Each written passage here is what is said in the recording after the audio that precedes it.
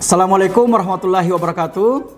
Perkenalkan, saya Kasmudin, SSC MKes dengan NUPTK 0358 758 6591 30173. Saat ini saya sebagai dosen tetap pada program studi D4 Teknologi Laboratorium Medis Fakultas Teknologi Kesehatan Universitas Megariski Makassar. Video ini merupakan pernyataan diri dalam unjuk kerja Tridharma Perguruan Tinggi atau PDD UKT-PT untuk sertifikasi dosen tahun 2026, khususnya dalam aspek pengajaran. Dalam video ini disajikan kegiatan micro teaching pada salah satu mata kuliah yang saya ampu di program studi D4 Teknologi Laboratorium Medis Universitas Megariski, yaitu Bakteriologi Dasar. Mata kuliah Bakteriologi Dasar merupakan mata kuliah wajib dengan beban studi 3 SKS yang terdiri dari 1 SKS teori dan 2 SKS praktikum, serta diselenggarakan pada semester 2. Mata kuliah ini memiliki keterkaitan yang sangat erat dengan bidang keilmuan saya, yaitu ilmu biomedik dengan konsentrasi mikrobiologi klinis. Pada kesempatan ini juga, saya akan memaparkan secara singkat mengenai cakupan pembelajaran pada mata kuliah Bakteriologi Dasar. Bakteriologi Dasar merupakan mata kuliah yang mempelajari struktur dan fisiologi bakteri, pertumbuhan, genetika, metabolisme, serta flora normal dan jaminan mutu pemeriksaan.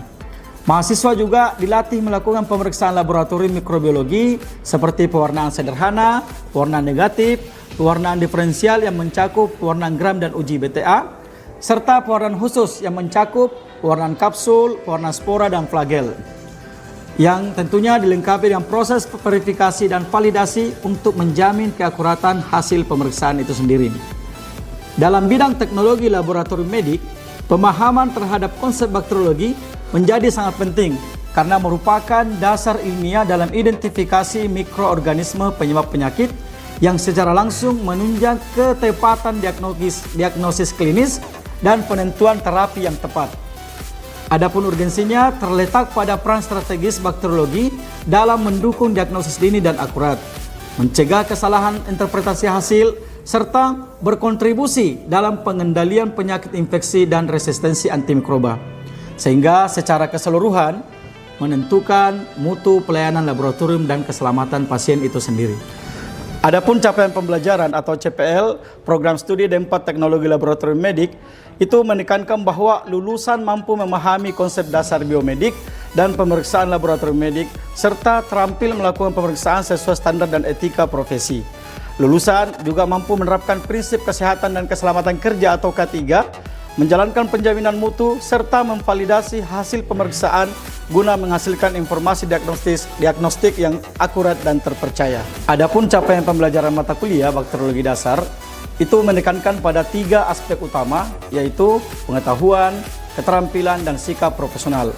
Mahasiswa diharapkan mampu memahami konsep dasar bakteriologi sebagai landasan ilmiah, memiliki keterampilan dalam melakukan pemeriksaan laboratorium sesuai standar dan prosedur yang berlaku, serta menunjukkan sikap profesional dengan menerapkan prinsip keselamatan kerja dan jaminan mutu. Melalui capaian ini, mahasiswa diharapkan mampu menghasilkan pemeriksaan yang akurat dan dapat mendukung penegakan diagnosis secara tepat. Adapun mata kuliah ini terdiri dari beberapa topik, yakni struktur, morfologi, dan fisiologi bakteri 2 pertemuan, pertumbuhan dan reproduksi bakteri 1 pertemuan, praktek pembuatan media dan pembiakan bakteri berupa praktikum itu 1 pertemuan, genetika bakteri dan metabolisme bakteri itu 1 pertemuan, mikrobiota normal 1 pertemuan, bakteri patogen, gram positif dan gram negatif 1 pertemuan, praktek pewarnaan sederhana dan pewarnaan diferensial ini berupa praktikum 5 pertemuan, kemudian limbah pemeriksaan bakteriologi 1 pertemuan, kemudian yang terakhir jaminan mutu pemeriksaan bakteriologi 1 pertemuan. Dalam pembelajaran ini, saya menggunakan referensi dari buku ajar karya para ahli yang kemudian saya lengkapi dengan modul serta panduan praktikum. Dan demikian, mahasiswa tidak hanya memperoleh dasar teori yang kuat, tetapi juga mampu mengikuti perkembangan ilmu pengetahuan dan teknologi terkini. Adapun pelaksanaan perkuliahan itu sendiri dilakukan secara blended learning yaitu melalui kombinasi tatap muka langsung dan pembelajaran daring dengan memanfaatkan platform my.unimars.ac.id. Melalui sistem ini, mahasiswa dapat mengakses materi perkuliahan, mengunduh RPS dan kontra perkuliahan, serta mengunggah tugas secara daring melalui Siakat dan Learning Management System atau LMS Universitas Megariski. Proses pembelajaran pada mata kuliah bakteriologi dasar ini dirancang dengan mengintegrasikan 3 komponen utama, yaitu delivery, interaction, dan assessment, guna mencapai capaian pembelajaran secara optimal. Pada aspek delivery, penyampaian materi dilakukan melalui kombinasi metode ceramah interaktif, studi kasus, serta demonstrasi praktik laboratorium, dan pemanfaatan media pembelajaran digital dan literatur ilmiah terkini untuk mendukung pemahaman mahasiswa terhadap perkembangan ilmu pengetahuan dan teknologi di bidang bakteriologi itu sendiri. Pada aspek interaction, pembelajaran menekankan keterlibatan aktif mahasiswa melalui sesi tanya jawab, diskusi kelompok, problem based learning, serta analisis kasus klinis. Pada aspek asesmen sendiri, penilaian dilakukan secara komprehensif dan berkelanjutan yang meliputi penilaian kognitif, psikomotorik, dan afektif dengan bobot kuis 10%, formatif atau unjuk kerja 55%, penugasan atau laporan itu 15%, serta sumatif atau jam praktik itu 20%. Baik, selanjutnya Anda akan menyaksikan cuplikan proses pembelajaran saya bersama mahasiswa, khususnya pada pertemuan ke-6 yang membahas tentang mikrobiota normal. Pada sesi ini, mahasiswa akan mempelajari konsep mikrobiota normal yang meliputi definisi, klasifikasi, distribusi pada berbagai bagian tubuh manusia, serta peranannya dalam menjaga keseimbangan fisiologis dan kesehatan inang. Selamat menyaksikan. Oke, baik adik-adikku semuanya, sebelum kita memulai perkuliahan, silakan di scan QR code di atas untuk absensi ya. Baik, Assalamualaikum warahmatullahi wabarakatuh.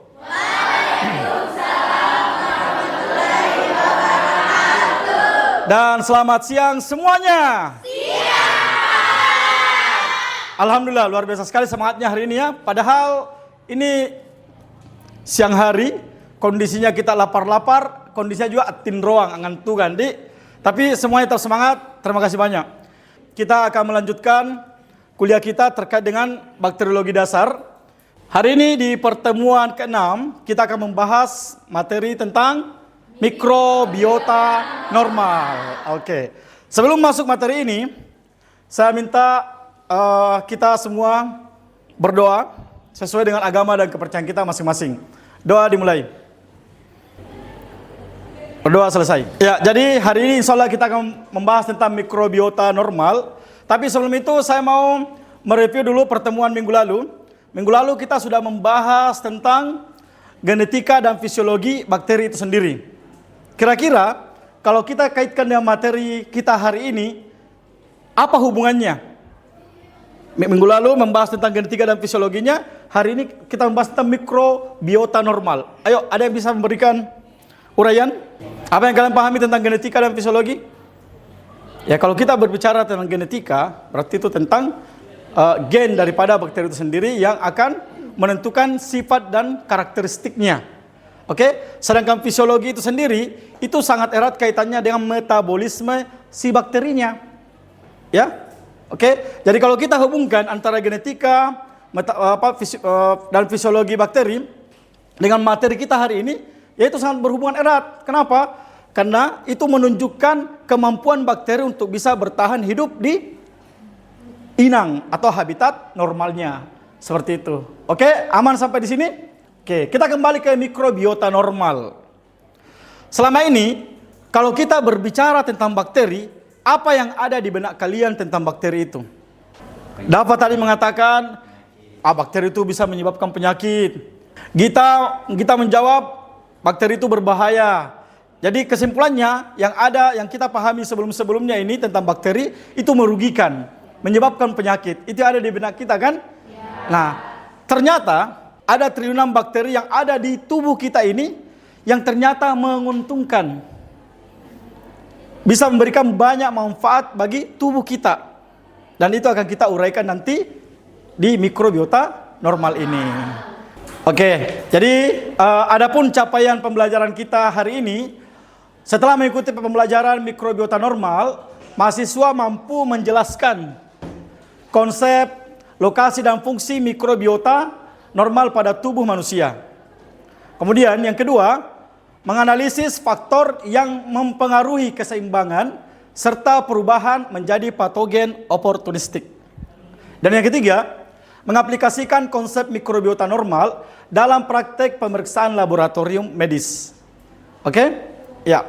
Dan insya Allah di materi ini kita akan membahas mulai dari pengertian daripada mikrobiota normal, lokasinya di tubuh kita itu di mana saja, kemudian manfaatnya apa, dan faktor apa kira-kira yang bisa merubah sifatnya menjadi patogen, merugikan.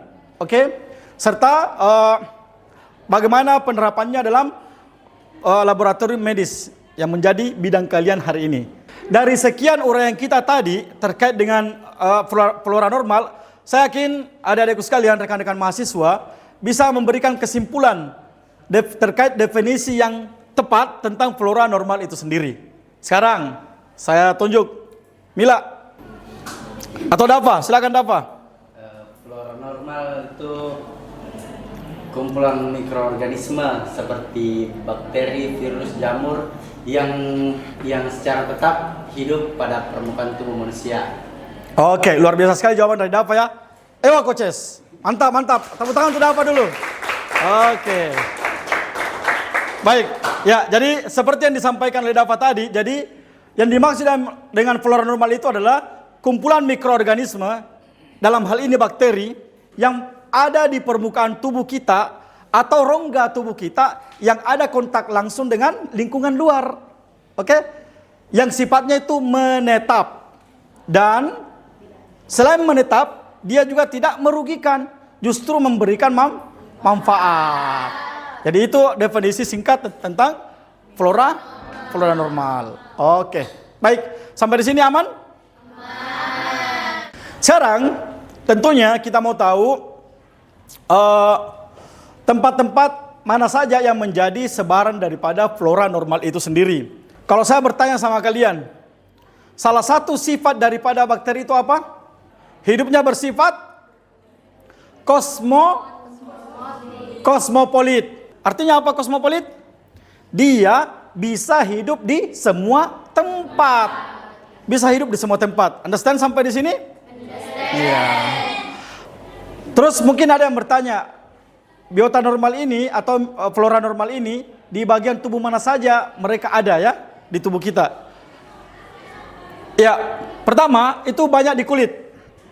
Ada yang tahu bakteri apa kira-kira yang ada di kulit yang masuk flora normal? Ada Streptococcus, ada Staphylococcus, itu ya. Itu semua ada di permukaan kulit kita. Kemudian ada bakteri yang hidup dalam rongga mulut dan saluran pernafasan atas. Ada juga di saluran pencernaan, utamanya itu di usus besar, ya. Kemudian ada juga di saluran kemih dan alat kelamin bagian luar. Oke, alat kelamin bagian luar. Di gambar ini jelas sekali sebaran daripada biota normal itu sendiri, mulai dari mata hingga mulut itu jumlahnya masih sedikit. Tapi pada saat dia sudah turun ke usus, ke lambung, itu sudah mulai melimpah dan jumlahnya semakin banyak, semakin besar pada saat dia berada di bagian usus besar. Kira-kira apa faktor yang menyebabkan sehingga di bagian usus besar ini jumlahnya lebih banyak? Kira-kira apa? Silakan. Nutrisinya melimpah. Selain nutrisinya melimpah, apalagi kira-kira? Kondisinya sangat mendukung, luar biasa. Nah, kalau kita sudah memahami dengan jelas sebaran daripada mikrobiota normal atau flora normal ini di tubuh kita, kapan mikrobiota ini ditemukan di selain daripada ini sebarannya, bisa dipastikan ada kontaminasi, bisa dipastikan ada infeksi. Jadi jika sejumlah mikrobiota yang masuk golongan flora normal itu ditemukan di misalnya di daerah darah, ya, kemudian ada di otak dan cairan otak, kemudian di paru-paru bagian dalam, di kandung kemih, dan organ dalam seperti jantung, hati, ginjal, maka itu sudah dipastikan terjadi kontaminasi dan infeksi. Paham ya? Ya.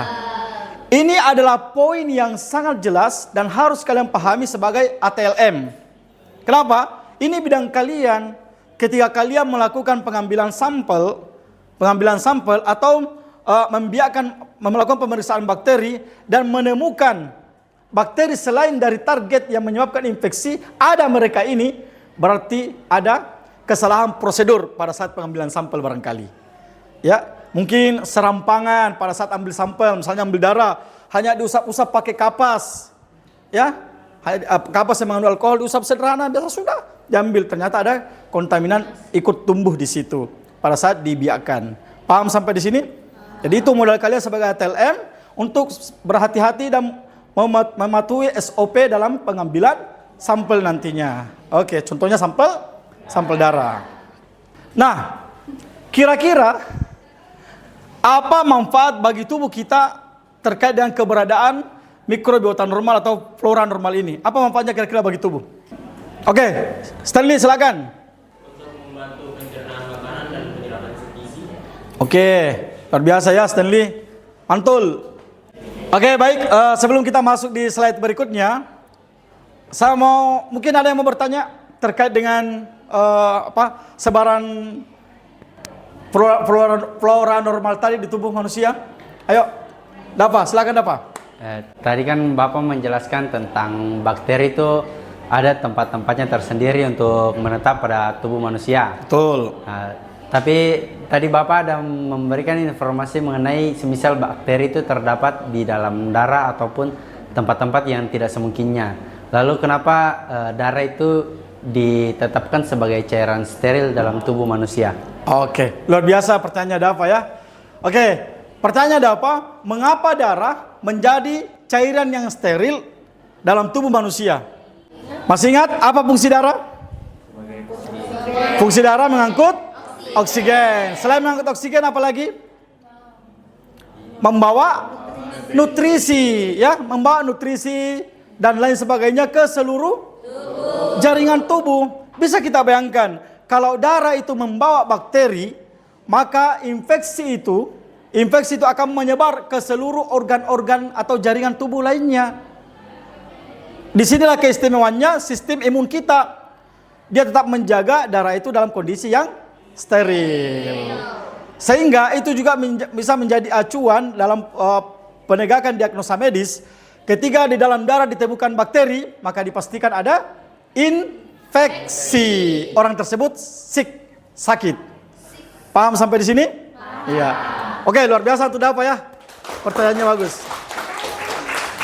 Mungkin kalian bertanya, apa sih manfaat daripada biota normal ini bagi tubuh kita?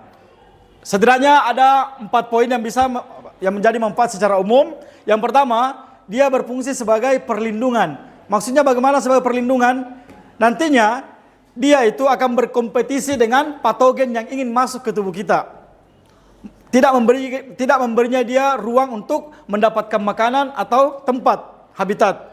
Sehingga patogen itu tidak masuk dan kita tidak sakit. Tubuh kita tetap sehat. Oke? Yang kedua, metabolisme. Maksudnya apa di sini? Mikroorganisme yang ada di usus, yang ada di pencernaan kita, itu akan membantu proses pencernaan makanan dan penyerapan gizi itu sendiri. Kemudian bahkan ada juga mikroorganisme yang akan membantu proses sintesis vitamin K, di mana vitamin K ini sangat bermanfaat dalam proses pembekuan darah ketika terjadi luka. Oke? Iya. Dan membantu juga proses pembentukan vitamin B kompleks. Luar biasa sekali ternyata ya. Dan yang terpenting juga keberadaan flora normal ini di tubuh kita itu bisa membantu imun kita senantiasa waspada. Ya, senantiasa siap gerak ketika terjadi ancaman patogen yang mau masuk ke dalam tubuh, ya.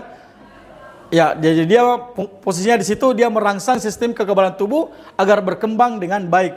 Selain memiliki manfaat yang banyak bagi tubuh kita, ternyata flora normal ini juga bisa menjadi patogen, ya. Bisa menjadi patogen bagi tubuh kita kalau, ya, Jadi ada faktor-faktor yang bisa merubah komposisi atau sifat daripada flora normal itu sendiri. Yang pertama, masalah usia, jenis kelamin, dan kondisi gizi daripada hospes atau manusianya. Oke? Kemudian kebersihan pribadi, ini sudah jelas ya. Jadi kalau kita tidak menjaga kebersihan diri, maka itu bisa merubah sifat daripada flora normal kita menjadi patogen. Oke? Kemudian penggunaan obat, terutama antibiotik. Nah, ini poin yang harus dipahami dengan jelas bahwa kita tidak boleh sembarangan, serampangan dalam mengkonsumsi antibiotik. Itu harus dengan resep dokter. Oke, di gambar ini dijelaskan bagaimana kondisi tubuh orang yang sehat dengan orang yang sakit terkait dengan flora normal yang ada di tubuhnya. Ya, orang yang sehat cenderung flora normalnya itu tumbuh dengan baik sehingga tubuhnya tetap terjaga. Adapun orang yang sakit, ya, yang didukung oleh faktor-faktor ini tadi, itu terlihat dengan jelas. Ya, ini ilustrasi gambar bakteri patogennya itu berwarna hitam, itu lebih dominan dibandingkan dengan flora normalnya. Oke. Nah, kira-kira kapan flora normal ini menjadi berbahaya? Atau dengan istilah medisnya bisa menimbulkan infeksi oportunistik. Kapan kira-kira? Ya, pertama apabila dia masuk ke tempat yang seharusnya steril. Apa tadi tempat yang steril harusnya? Darah, otak, cairan otak, organ dalam seperti jantung, hati, ginjal, dan sebagainya. Oke. Daya tahan tubuh menurun seperti ya akibat sakit atau adanya luka pasca operasi. Kemudian ya, karena memang kondisi flora normal itu yang tidak seimbang jumlahnya.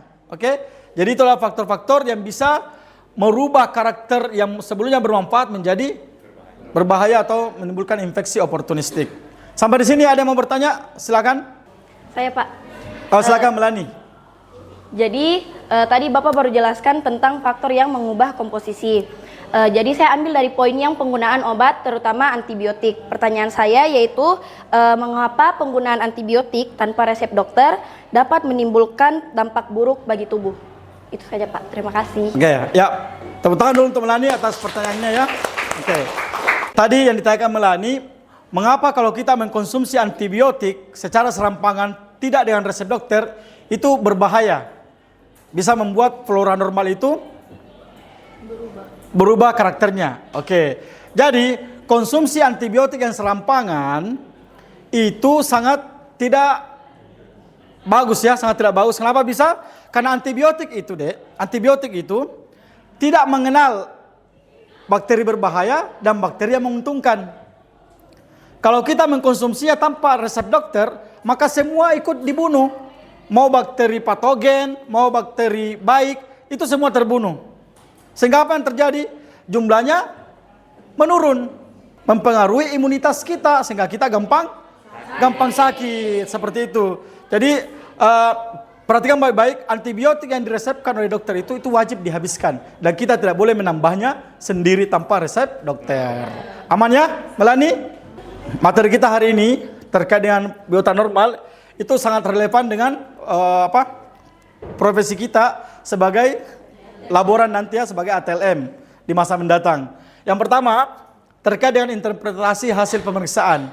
Kita jadi bisa membedakan dengan jelas antara kontaminasi dari flora normal dengan penyebab penyakit itu sendiri atau patogen. Yang kedua, terkait dengan teknik pengambilan sampel nanti. Kita tidak akan serampangan pada saat mengambil sampel. Kita akan betul-betul mengikuti SOP yang ada. Jadi kita tidak boleh bilang, oh saya sudah pengalaman nih, bisa jadi begini. Tidak boleh, harus mematuhi SOP yang ada. Kenapa? Karena kapan kita serampangan, maka spesimen yang harusnya kita hindari, itu bisa menjadi kontaminan. Oke. Kemudian yang ketiga, pemilihan media. Pada proses pemeriksaan, kita harus menggunakan media yang relevan.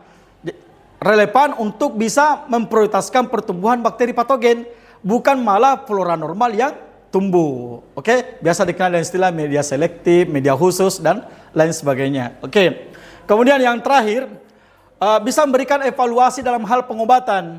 Kenapa? Karena kita sudah bisa mengetahui efek daripada antibiotik itu sendiri terhadap keseimbangan mikroba flora normal dalam tubuh kita.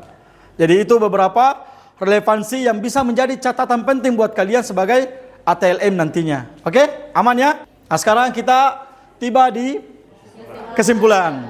Kira-kira apa yang bisa kalian simpulkan terkait materi flora normal ini?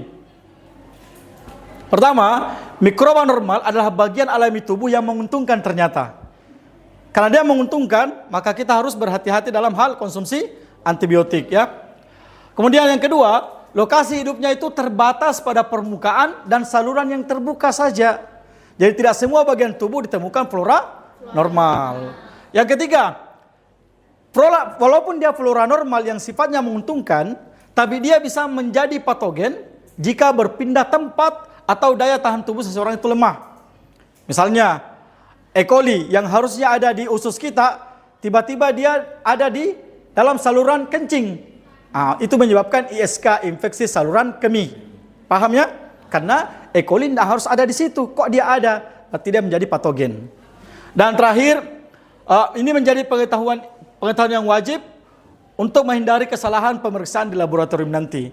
Jadi inilah yang bisa kita simpulkan terkait materi kita hari ini, masalah biota normal ya, atau mikroflora normal. Baik, demikian kuliah kita hari ini. Insya Allah minggu depan kita ketemu lagi di waktu dan jam yang sama. Tapi sebelumnya saya mau kasih kalian tugas. Tugas kalian itu tugas kelompok. Tugasnya kalian adalah mengelompokkan biota normal tadi, ya. Cari apa saja biota normal, kemudian kalian kelompokkan mana yang termasuk bakteri gram negatif dan mana yang termasuk bakteri gram positif. Oke? Untuk lebih jelasnya tentang tugas ini, bisa kalian buka di siakatnya kalian masing-masing. Itu soalnya saya sudah upload di situ ya. Nanti tugasnya juga diupload di siakat, dan nanti kita diskusikan pada saat perkuliahan di kelas. Oke? Demikian untuk hari ini. Terima kasih banyak semuanya. Tetap semangat. Sampai ketemu lagi minggu depan. Thank you. Baru saja Anda menyaksikan cuplikan proses pembelajaran pada mikrobiota normal yang dirancang secara sistematis melalui integrasi penyampaian konsep, interaksi, dan evaluasi untuk mendukung pencapaian capaian pembelajaran. Melalui pembelajaran ini, mahasiswa diharapkan mampu menjelaskan konsep dan fungsi, menganalisis faktor yang mempengaruhi keseimbangan serta perubahan menjadi patogen oportunistik, serta mengaplikasikannya dalam praktek laboratorium medis. Selanjutnya, pembelajaran ini akan difokuskan pada penguatan kemampuan analitik dan pengembangan pola pikir kritis dalam praktek laboratorium medis. Dengan demikian, proses pembelajaran ini diharapkan berkontribusi dalam menghasilkan lulusan teknologi laboratorium medis yang kompeten dan profesional. Melalui tayangan proses pembelajaran ini, dapat menjadi gambaran nyata atas komitmen saya dalam pelaksanaan Tridharma Perguruan Tinggi, khususnya di bidang pendidikan dan pengajaran. Terima kasih saya ucapkan kepada Kemendikti Saintek melalui Lembaga Layanan Pendidikan Tinggi LLDikti Wilayah 9, serta seluruh tim sertifikasi dosen Smart 2006 atas kesempatan dan dukungannya. Saya juga mengucapkan terima kasih kepada pimpinan Universitas Megarezeki beserta jajarannya, kolega dosen, serta mahasiswa yang telah berkontribusi. Demikian yang saya sampaikan. Wassalamualaikum warahmatullahi wabarakatuh.